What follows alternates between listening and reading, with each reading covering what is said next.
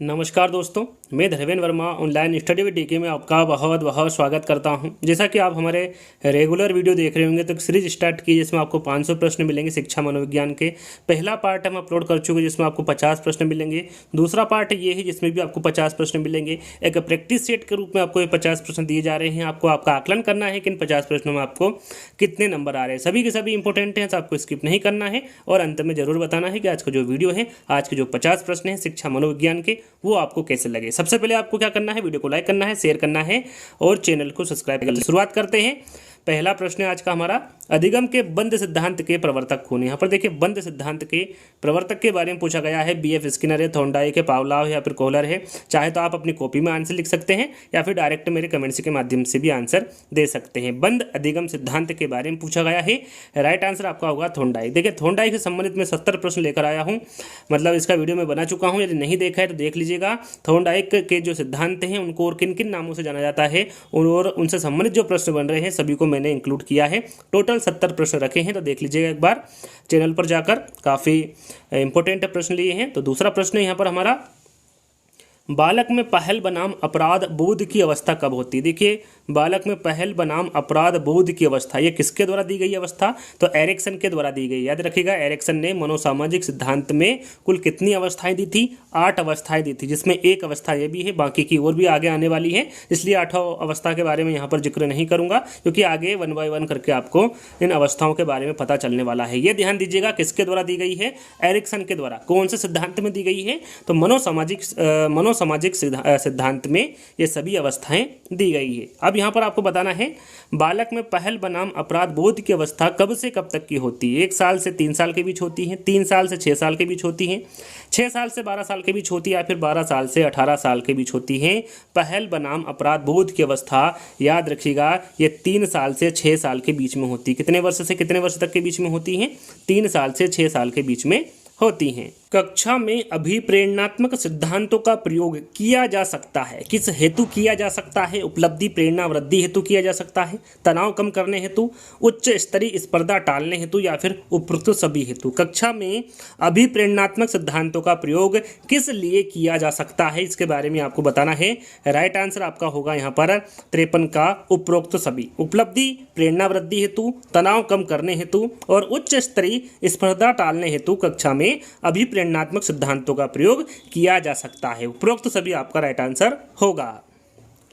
अगला प्रश्न, बालक में परिश्रम बनाम संघर्ष और हीन भावना कब होती है। जैसा कि मैंने आपको बताया था किसके द्वारा दी गई है सभी अवस्थाएं, एरिक्सन के द्वारा दी गई है। और कौन से सिद्धांत में दी गई है, तो मनोसामाजिक विकास के सिद्धांत में दी गई है। कितनी अवस्थाएं बताई ने, टोटल 8 बताई हैं, उसमें से एक ये भी है परिश्रम बनाम संघर्ष और हीन भावना। अब आपको बताना है कि ये किस वर्ष से किस वर्ष के बीच होती है। 1 साल से 3 साल, 3 साल से 6 साल, 6 से 12 वर्ष या फिर 12 से 18 साल के बीच में।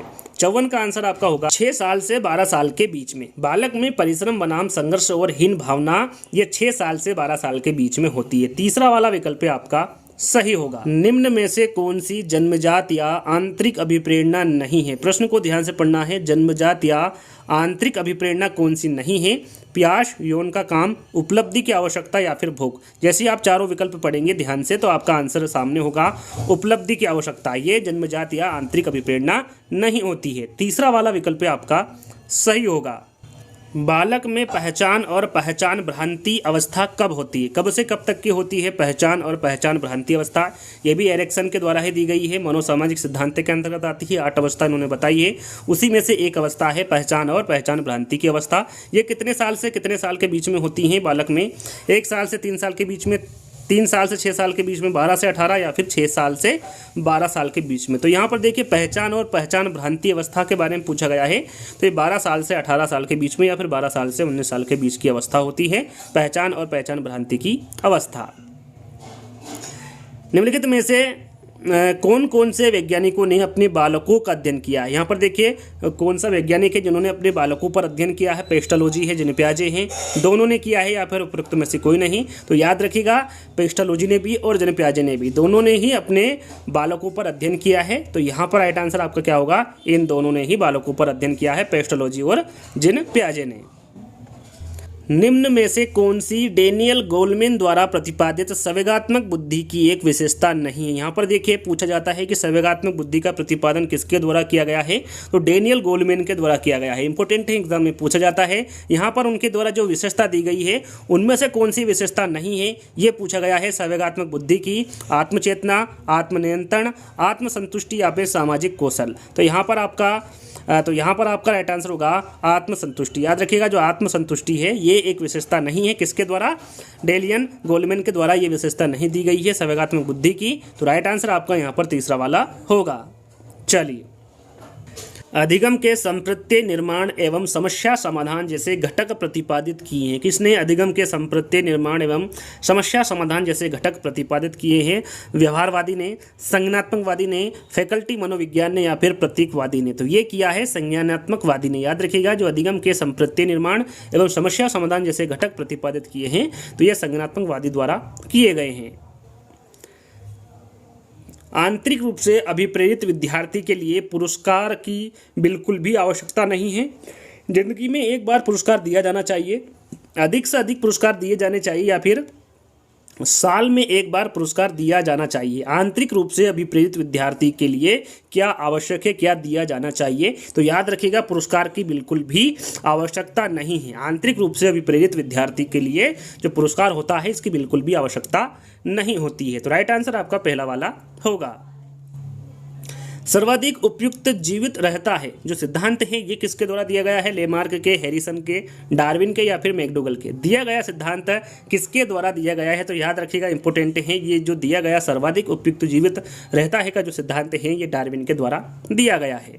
एक बालक किसी लड़की को देखकर विचार करता है कि मैंने इसे कहीं देखा है। यह अवस्था कौन सी है? इदम की है, अहम की है, अर्धचेतन की या फिर अचेतन की? सबसे पहले जानते हैं कि ये किसके द्वारा दिए गए हैं। तो याद रखिएगा, ये फ्रायड के द्वारा दिए गए हैं। किसके द्वारा दिए गए हैं? फ्रायड के। कौन से सिद्धांत में दिए गए हैं? तो ये मनोविश्लेषण का सिद्धांत है। याद रखिएगा, मनोविश्लेषण का सिद्धांत किसके द्वारा दिया गया है या फिर इसके प्रतिपादक कौन है? तो वह है सिगमंड फ्रायड। याद रखिएगा, इनके द्वारा ईड, ईगो, सुपर ईगो आपने सुना होगा। ये स्तर जो बताए हैं ये सिगमंड फ्रायड के द्वारा बताए गए हैं। थोड़ी सी जानकारी दूंगा। यदि हम पूरी बात करें, यानी कि इनके मनोविश्लेषण सिद्धांत के बारे में बात करेंगे तो 1 घंटे से ऊपर हो जाएगा। इसलिए जो विशेषकर जो इंपॉर्टेंट है उसी के बारे में मैं आपको बताऊंगा, ध्यान से सुनिएगा। यदि पूछा जाए कि मनोविश्लेषण का सिद्धांत किसके द्वारा दिया गया है तो सिगमंड फ्रायड के द्वारा दिया गया है।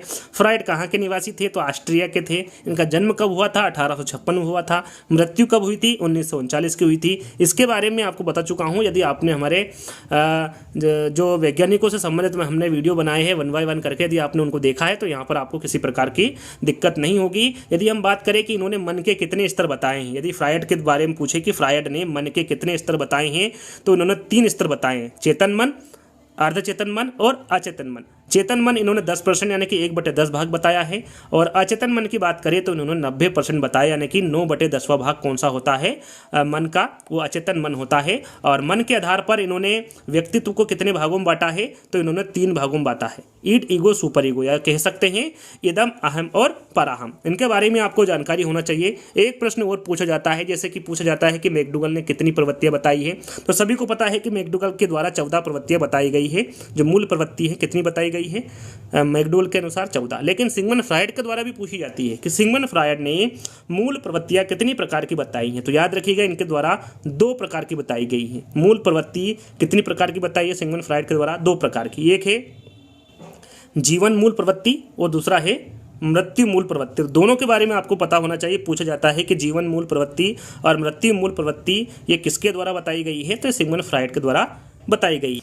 चलते चलते एक प्रश्न और याद कर लीजिएगा कि मन की तुलना बर्फ से किसके द्वारा की गई है? तो ये भी सिगमंड फ्रायड के द्वारा की गई है। याद रखिएगा, काफ़ी इंपॉर्टेंट है। तो अगले प्रश्न की ओर बढ़ते हैं। शैशवावस्था के लिए उत्तम शिक्षण विधि कौन सी है?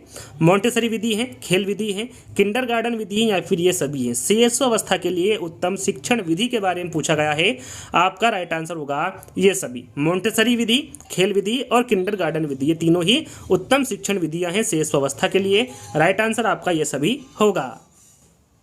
अगला प्रश्न, प्रत्यक्षात्मक व संवेगिक गतिक गामक दक्षता परीक्षण हेतु आरंभ में किसने विधि का निर्माण किया था? सबसे पहले किसके द्वारा विधि का निर्माण किया गया था? मारिया, एंडोवर्ड, बिनेट या फिर मॉन्टेसरी? तो दिया गया जो प्रश्न है इसका आंसर होगा आपका मॉन्टेसरी। किसके द्वारा विधि का निर्माण किया गया था आरंभ में? तो ये मॉन्टेसरी के द्वारा किया गया था। निम्नलिखित में से कौन सी अवस्था में बालक स्कीमा का निर्माण करता है? मूर्त सक्रियात्मक अवस्था है, संवेदी गामक अवस्था है, अमूर्त सक्रियात्मक अवस्था है या फिर इनमें से कोई नहीं? राइट आंसर आपके सामने है संवेदी गामक अवस्था। याद रखिएगा, संवेदी गामक अवस्था में बालक स्कीमा का निर्माण करता है। प्रथम बाल निर्देशन केंद्र, याद रखिएगा, प्रथम बाल निर्देशन केंद्र किसके द्वारा खोला गया था? इंपोर्टेंट है, एग्जाम में पूछा जाता है। प्लेटो, डार्विन, विलियम हिली या फिर रूसो? याद रखिएगा, इंपोर्टेंट है विलियम हिली। प्रथम बाल निर्देशन केंद्र जो खोला गया था ये विलियम हिली के द्वारा खोला गया था। सामाजिक प्रत्याशाओं के अनुरूप व्यवहार की योग्यताओं का अधिगम सामाजिक विकास कहा जाता है।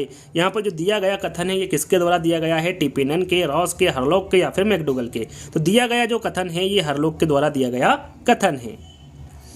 भाषा अवबोधन से संबंध विकार है, पठन वैकल्य है, भाषाघात है, वाक संबंध रोग है या फिर चालाघात है? भाषा अवबोधन से संबंध कौन सा विकार है?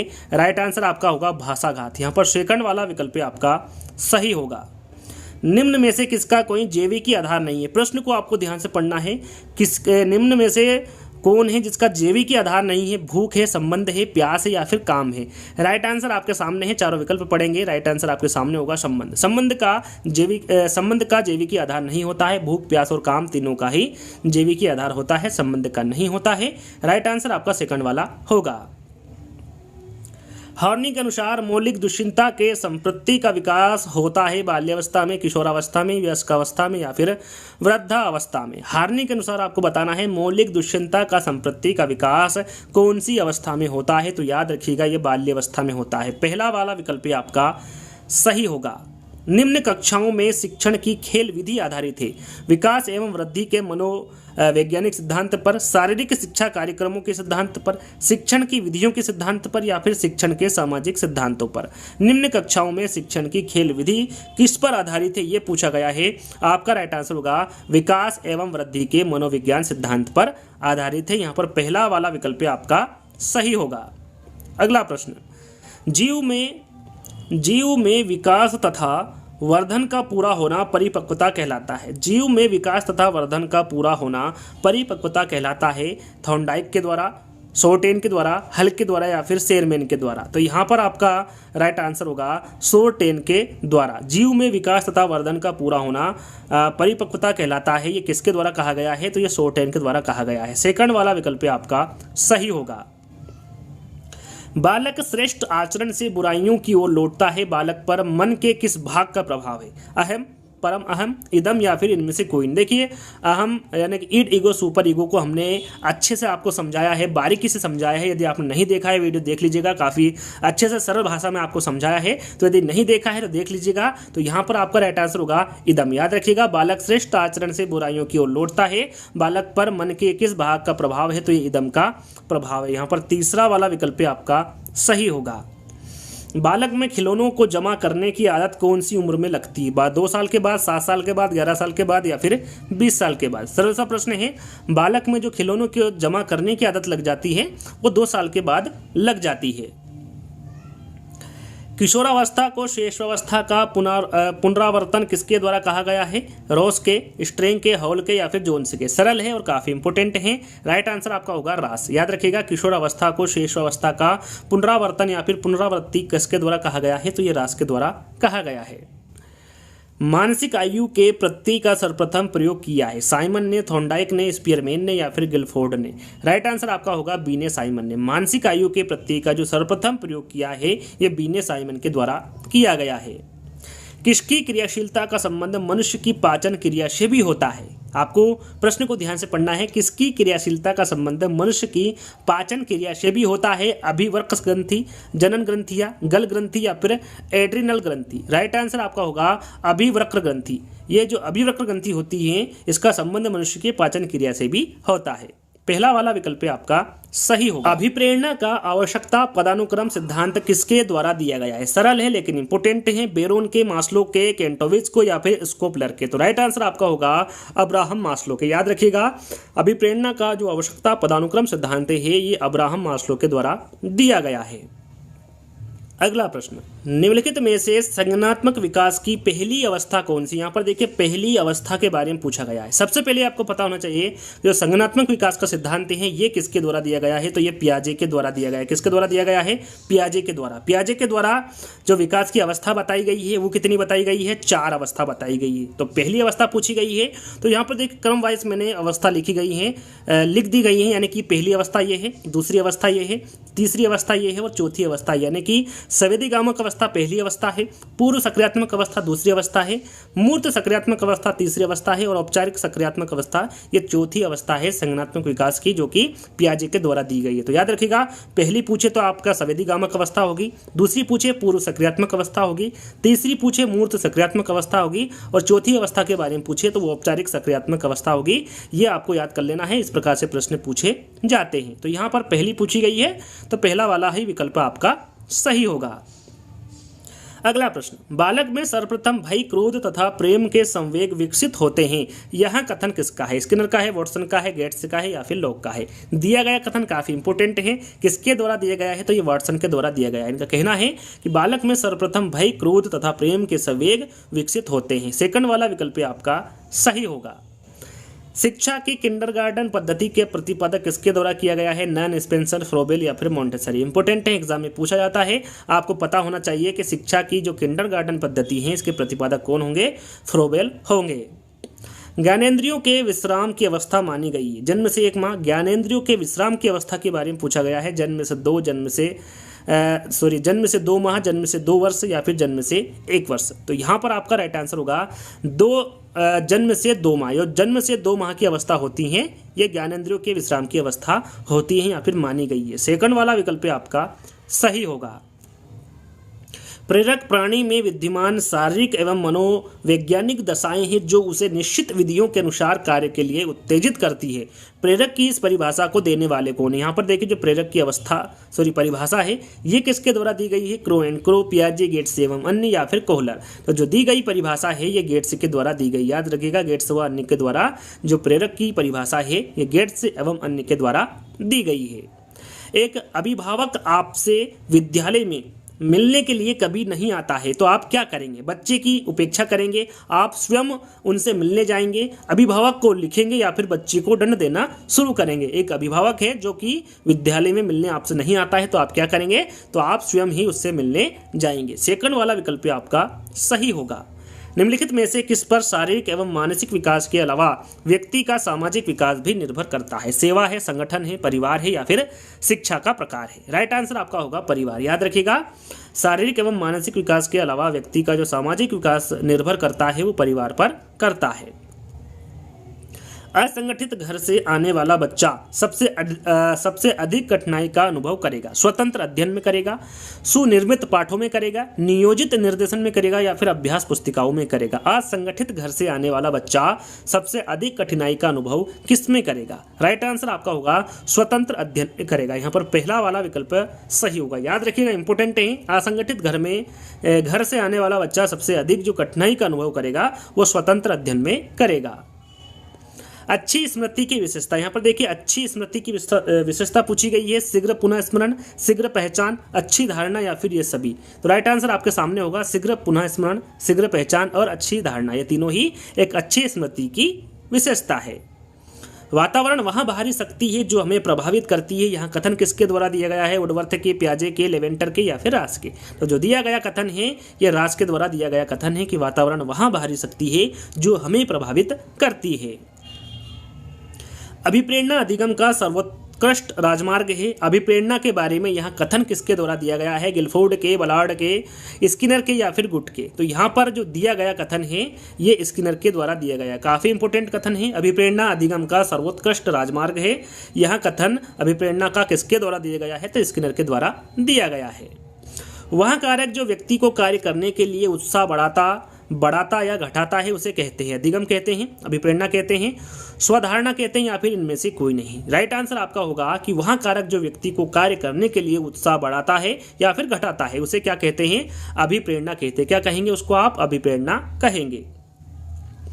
किशोरावस्था एक नया जन्म है, इसमें उच्चतर और श्रेष्ठतर मानव विशेषताओं का जन्म होता है। यह कथन किसका, यहाँ पर जो दिया गया कथन है ये किसका है, जॉन एन सिप्सन का है, गेसेल का है, स्टेनली हॉल का है या फिर ग्रिट फ्रे का है। तो दिया गया कथन स्टेनली हॉल का है, याद रखिएगा, इंपोर्टेंट है। किशोरावस्था एक नया जन्म है, इसमें उच्चतर और श्रेष्ठतर मानव विशेषताओं का जन्म होता है। यह कथन स्टेनली हॉल के द्वारा दिया गया है। निम्नलिखित में से किस समूह के बच्चों का समायोजन की समस्या होती है। यहाँ पर देखिए समायोजन की समस्या किन बच्चों में होती है, किस समूह के बच्चों में होती है, कुशाग्र बुद्धि वाले में होती हैं, औसत बुद्धि वाले में होती हैं, ग्रामीण बच्चे में होती है या फिर अध्ययनशील बच्चे में होती हैं। तो यहाँ पर किस समूह के बच्चों को समायोजन की समस्या होती है, तो यह होती है कुशाग्र बुद्धि वाले बच्चों में। यहाँ पर पहला वाला विकल्प आपका सही होगा। गर्भ में सर्वप्रथम निर्माण होता है, यहाँ पर देखिए सबसे पहले किसका निर्माण होता है गर्भ में, ये पूछा गया है। पैर का, सिर का, धड़ का या फिर सभी का। तो राइट आंसर आपके सामने है सिर का। याद रखिएगा, गर्भ में जो सर्वप्रथम निर्माण होता है वो सिर का होता है। बच्चे के लिए निःशुल्क एवं अनिवार्य शिक्षा का अधिकार अधिनियम कितने वर्ष के बच्चों के लिए लागू है, 6 से 14, 7 से 13, 5 से 11 या फिर 6 से 12। राइट आंसर आपको सभी को पता है, जो 6 से 14 वर्ष के बच्चे होते हैं उनके लिए निःशुल्क एवं अनिवार्य शिक्षा का अधिकार अधिनियम लागू किया गया है, 6 से 14 वर्ष के बच्चों के लिए। कौन सी अवस्था में गत्यात्मक विकास तीव्र अवस्था से होता है, संवेदीगामक अवस्था है, मूर्त सक्रियात्मक अवस्था है, अमूर्त सक्रियात्मक अवस्था या फिर पूर्व सक्रियात्मक अवस्था। सबसे पहले आप सभी को पता होगा कि जो 4 अवस्थाएं किसके द्वारा दी गई है, तो ये जेने पियाजे के द्वारा दी गई है। कौन से सिद्धांत के अनुसार, कौन से सिद्धांत में दी गई है, तो संज्ञानात्मक विकास का सिद्धांत, जो कि मैंने थोड़ी देर पहले ही आपको बताया था। इसमें आपको बताना है कि वह अवस्था कौन सी है जिसमें गत्यात्मक विकास तीव्र अवस्था में होता है, तो वह अवस्था होती है आपकी संवेदीगामक अवस्था। पहला वाला जो विकल्प होगा वो आपका सही होगा। जब कोई बालक अपने पुराने अनुभवों के द्वारा सीखता है तो उसे क्या कहते हैं, गामक अधिगम कहते हैं, अधिगम स्थानांतरण कहते हैं, सहचार्यात्मक अधिगम कहते हैं या फिर इनमें से कोई नहीं। राइट आंसर आपका होगा सहचार्यात्मक अधिगम। याद रखिएगा, जब कोई बालक अपने पुराने अनुभवों के द्वारा सीखता है तो उसे सहचार्यात्मक अधिगम कहते हैं। यहाँ पर तीसरा वाला विकल्प आपका सही होगा। एक बच्चे की वृद्धि और विकास के अध्ययन की सर्वाधिक अच्छी विधि कौन सी होगी, मनोविश्लेषण विधि होगी, तुलनात्मक विधि होगी, विकासी विधि होगी या फिर सांख्यिकी विधि होगी। राइट आंसर आपका होगा विकासी विधि। एक बच्चे की वृद्धि और विकास के अध्ययन की जो सर्वाधिक अच्छी विधि होगी वो विकासी विधि होगी। तीसरा वाला विकल्प आपका सही होगा। वैचारिक उदय की अवस्था कहा जाता है, संवेदीगामक को, पूर्व सक्रियात्मक को, मूर्त सक्रियात्मक को या फिर इनमें से कोई नहीं। राइट आंसर आपका होगा पूर्व सक्रियात्मक को। वैचारिक उदय की जो अवस्था है ये पूर्व सक्रियात्मक अवस्था को कहा जाता है। सूझ के सिद्धांत तथा प्रतिपादन करने वाले मनोवैज्ञानिक थे, संरचनावादी थे, गेस्टाल्टवादी थे, व्यवहारवादी थे या फिर प्रकार्यवादी थे। सूझ के सिद्धांत का प्रतिपादन किसके द्वारा किया गया, किस मनोवैज्ञानिकों के द्वारा किया गया, तो याद रखिएगा ये गेस्टाल्टवादी मनोवैज्ञानिकों के द्वारा किया गया। यहाँ पर देखिए क्यूज के तौर पर एक और प्रश्न दिया जा रहा है आपको कि सूझ का सिद्धांत किस मनोवैज्ञानिक के द्वारा दिया गया। ये आपको बताना है कमेंट्स में कि सूझ का जो सिद्धांत है वो किसके द्वारा दिया गया, ये आपको कमेंट्स के माध्यम से बताना है। चलिए अंतिम प्रश्न, भारत में बाल विकास की शुरुआत कब हुई थी। काफ़ी इंपॉर्टेंट है, आपको याद होना चाहिए कि भारत में बाल विकास की शुरुआत कब हुई थी। यदि आपने अभी तक वीडियो को लाइक नहीं किया है तो लाइक करना है आपको अभी फिलहाल में, जल्दी से लाइक करना है, शेयर करना है और चैनल को सब्सक्राइब कर लेना है। और अंत में जब 100 प्रश्न ये समाप्त हो जाए, जब कमेंट्स के माध्यम से भी बताना है कि आज का वीडियो आपको कैसा लगा। भारत में बाल विकास की शुरुआत के बारे में पूछा गया है, तो आप सभी को पता होगा ये 1930 में शुरुआत हुई थी भारत में बाल विकास की। तो यहीं पर आज के 50 प्रश्न समाप्त होते हैं। जैसा कि मैंने आपको पार्ट 1 में 50 प्रश्न दिए और पार्ट 2 में भी आपको 50 प्रश्न दिए, एक प्रैक्टिस सेट के रूप में दिए जा रहे हैं। तो आपको कमेंट्स के माध्यम से बताना है कि आज के जो 50 प्रश्न हैं वो आपको कैसे लगे। तो जल्दी ही दोस्तों एक नई वीडियो के साथ मिलेंगे, जब तक के लिए धन्यवाद।